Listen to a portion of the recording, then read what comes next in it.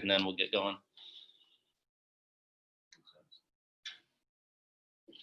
A little bit of delay, so.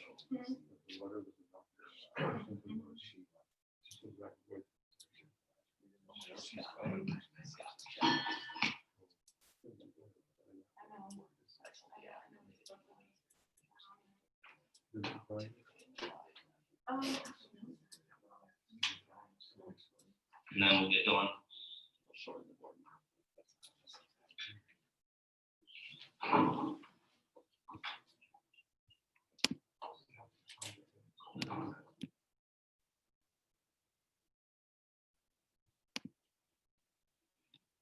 Tells me it's coming through.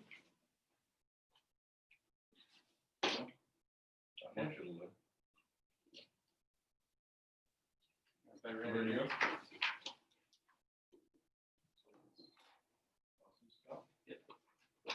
Okay, call the meeting to order at 7:31. And there are no guests here this morning. Okay, everybody got a copy of the minutes, so I'd like to make a motion to approve. Call first, Steve. Sorry. Thank you. No, you're fine. Which I will roll call. All right, Mr. Gertz. Here. Mrs. Klink. Here. Mr. Miller. Here. Or sorry, Mr. Kyle Miller. Here. Mr. Mullet. Here. Mr. Steve Miller. Here. As I said. I'll move to approve the minutes. Second. Yeah. Those are from the June 16th meeting. Roll call. Mr. Gertz. Yes. Mrs. Klink. Yes. Mr. Kyle Miller. Yes. Mr. Mullet. Yes. Mr. Steve Miller. Yes. And the agenda today, I think everybody heard that. Does everybody stop and reflect the agenda? Yes. Okay. Yeah. So if there's not different material, it's just. We're just going to move number 2 under Roman numeral 7 on its own and so that'll become a Roman numeral 9 and become number 1 there under a second new business.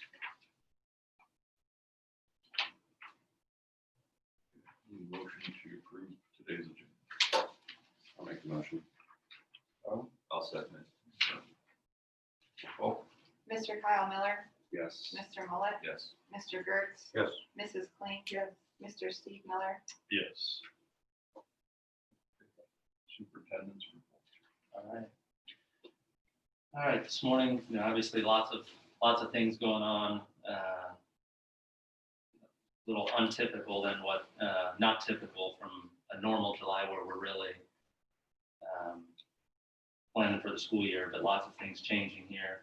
And we're doing a lot of work right now on our reset planning guide that we hope to be able to communicate to the community and staff here in the next week or so. And been putting a lot of efforts into developing some of those things so that we can safely return to school in August in the midst of all the things that are going on. So typically about this time of year, we do a district library media annual report from Lori Pringle, and it's in your packet there. You can see the printout. She shared with me a number of things that I might just highlight by building and go through quick. But again, just really appreciate all Lori does and our librarians do to foster that love of reading. I think it is a little bit atypical for the trend would be for many librarians to be going away from print and books, where our circulations and book loans stay pretty high. Over the last year or two, Lori has worked with the Holmes County Public Library so that students and staff can loan books through the Holmes County Public Library, and then they show up at Highland, and there's just more access to books there. But at Berlin, one highlight from the year was during the school closure in the spring, they went through all the fiction books and resorted things and sorted them by genre and reading level so that it's a little easier to access by topic and by student reading level. That I know took a lot of their time. Chestnut Ridge this year, and the librarian at Berlin is Sharon Mast. Chestnut Ridge librarian is Tammy Poland. This year she started a word of the week for grades 2nd through 4th grade. And when they were in the library, they would use dictionary and thesaurus to find the word and do some different activities with that. At Flatridge and Wise is Carmelita Raver. And one big highlight that I know was at the end of the school year, she worked really hard to open the library in a safe way that families could come during this closure time, stand outside and say, hey, I like books about hunting or whatever it is. And she knows the kids and would be able to go get them some books. And I know families really appreciated that. At Highland, there were lots of different activities from the librarian. There is Chris Dagus. But I know one thing where there were a lot of physical and digital breakout challenges that Chris helped plan and facilitate with classroom teachers along with classroom curriculum. At Mount Hope, the librarian is Jerry Schlaball, and Jerry as well worked during the school closure period to provide books in our homework packets to be sent home during the school closure period. At Walnut Creek, the librarian is Susan Miller, and one highlight from the year, earlier in the year, was having local author Rose Hostetler and her granddaughter come and read a couple books that Rose has written to the younger primary classes. Winesburg librarian is Elsa Miller, and this was Elsa's first year as librarian at Winesburg, and she started a book tasting where students were able to sample different genres of books during kind of a cafe time. She also partnered with our 5th and 6th grade students there to assist with checkout times and make things more efficient. And then overall, just continues to be a highlight was the start of a Holmes County Mock Caldecott Award. The Caldecott Award is an official award outside, that's national. And Dan McKee, a number of years ago, started our own kind of local Caldecott Award in which students nominate books and vote on books that they to be awarded. And the winner of the 2020 Holmes County Award book was a book called If I Build a School, written and illustrated by Chris Van Dusen. And I know Mrs. Pringle talked about how exciting it was to collaborate across the county with that. So, but during the closure period, librarians, tried to weed their libraries a little bit, do some repairs, do some organizing and things like that. And also, as interest and available, getting books into students' hands as well. So, but again, I know Mrs. Pringle appreciates it and the staff appreciate the support of their libraries and of our libraries, and it's an honor to work through closure to better our library collections and improve our service to students and staff. So appreciate them putting that annual report together and the work that they do. So am I reading this right? Last school year, even with the closure, we loaned out 82,000 books. Yes, that is correct. Yep. Or almost. Yeah. With cassettes. Wow. Yeah. It's actually pretty impressive. It's a lot of pieces. That And would be 1,600. average of 51 books per student. That's great. All right, very good. So that's it for the superintendent's report. I would just mention during this time too, that I would anticipate here in the next week or two, scheduling a special board meeting at some point to be able to approve our restart guide and additional plans for the school year. So we'll continue to stay in touch and communicate on that.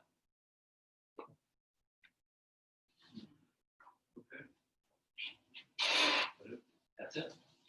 Okay, treasurer's report. All right, in your packets, that Jenny would have sent out to you were the June statements. That would also include fiscal year end statements. So we did close out the fiscal year first week in July there. So that'll be the last time you see board reports that look that way. We're officially on the new software. So reports will look slightly different. You'll still get the same basic information, and we can talk about if you want to see different information too. We'll have a few more capabilities with the new software. So we're excited as we approach that first month end, and hopefully things will go smoothly as they have been. For your approval there, then and now certificate. This is for an updated contract. If you remember at the beginning of last school year, we were getting some of our speech services from EJ Therapy. Midway through the year, we had an opportunity to hire someone through the ESC more directly. That money was just not transferred to that PO with the ESC, so that's why you see that large amount there. That was just a matter of moving money between POs. Purpose statements and budgets, those are for our student activity accounts that the buildings work on, just planning out what they're going to be doing for the school year. Those are for your approval. Special attention to number 4. This is where we typically approve our participation in federal programs. The bottom 2 funds there are new, all because of the coronavirus. We see our ESSER fund and then the Corona Relief Fund there. And we'll talk a little more about that when I get down to appropriations. Cafeteria change fund amount. This is just your typical approving these amounts as we start the school year, and we need to have that money on hand in the cafeterias.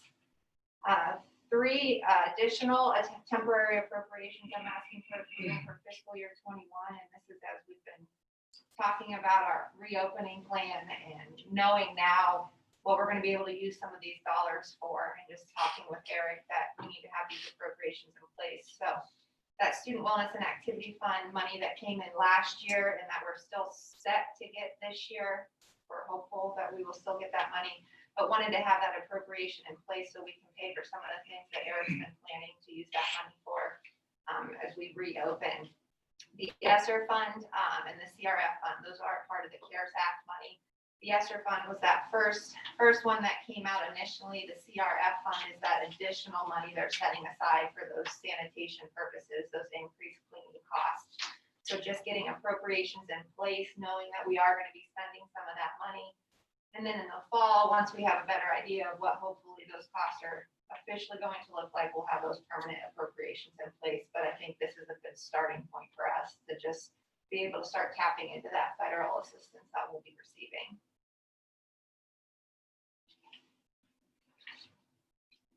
Do you have any questions on that?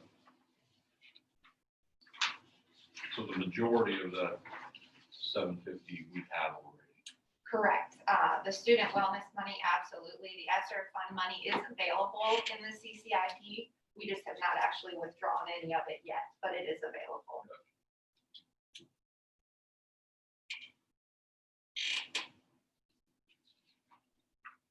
Any other questions for Amanda? Now I would, let's see. 1 through 6. Entertain a motion to approve 1 through 6. Julie first. Second. Mrs. Blake? Yes. Mr. Gertz? Yes. Mr. Kyle Miller? Yes. Mr. Mullet? Yes. Mr. Steve Miller? Yes. Okay, new business. All right, new business on the original agenda would be taking numbers 1, 3, 4, 5, and 6. 1 is just our second reading to the update of that federal, or to that procurement policy for federal grants. Number 3 is just our annual authorization to accept bids for bus purchasing or to advertise and receive through Meta Solutions. It's not committing us to purchasing anything. 4 is our annual agreement for legal services. 5 is our annual agreement with Melissa Biltz to provide cafeteria consulting services for this school year. And we just continue to appreciate her leadership and the work she does in our cafeterias, especially during the shutdown and providing food for people. And then number 6, Jim will be our annual, or our delegate for the OSBA Capital Conference. Would ask for an alternate there in November. And again, this is assuming that the Capital Conference happens. So anybody volunteer to be the alternate there?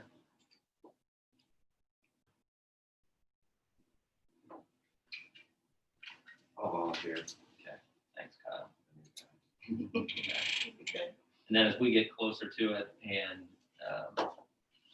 we know it's happening, we'll work on registration and those things. So that's new business. Okay, so 5 items there on new business. Correct. Any questions, comments? Not entertain a motion to approve those 5 items. I'll make that motion. I'll second. Roll call. Mr. Mullet, Yes. Mr. Kyle Miller, Yes. Mr. Gertz, Mrs. Klink, Mr. Steve Miller, Yes.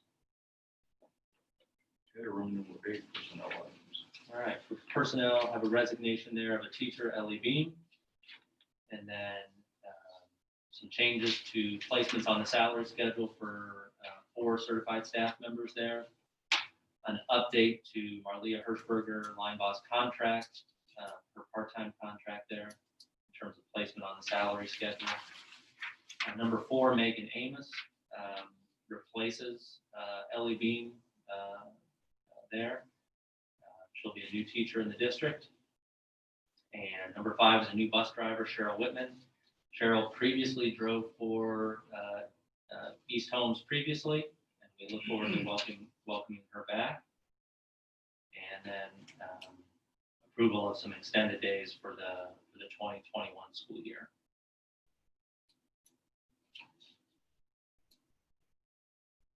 Any questions or discussion on personnel items 1 through 6?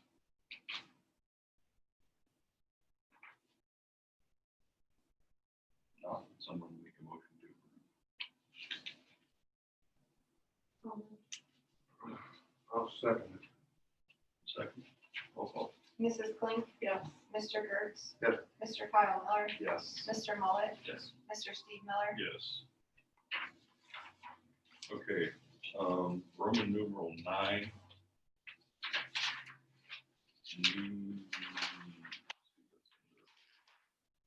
New business again.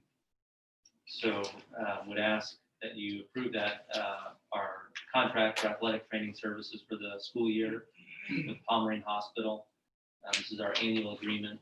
There's no change from last year, and they don't, during the shutdown this spring, when we didn't have sports, we weren't charged for those that time either. So would ask that you approve that agreement with Pomeranian.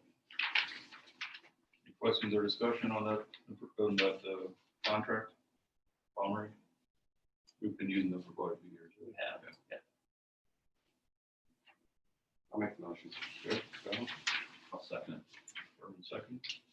Roll call. Mr. Kyle Miller, Yes. Mr. Mullet, Yes. Mr. Gertz, Yes. Mrs. Klink, and Mr. Steve Miller. Yes.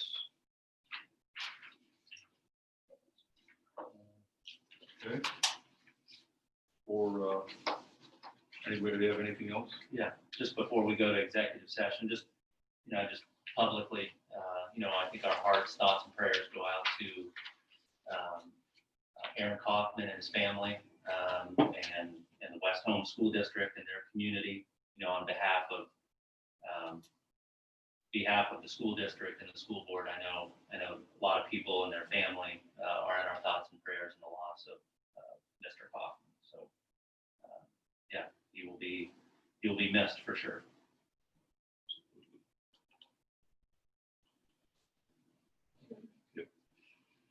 Recommend that the Board of Education go into executive session for any of the following matters: to consider one or more of the following appointment, employment, dismissal, discipline, promotion, demotion, compensation of a public employee or official. Have a motion? Make that motion. I'll make that motion. Julie makes a motion. You make- Oh, I'm sorry. Second. Roll call. Mrs. Klink, Yes. Mr. Gertz, Yes. Mr. Kyle Miller, Yes. Mr. Mullet, Yes. Mr. Steve Miller. Yes. Thanks, Scott.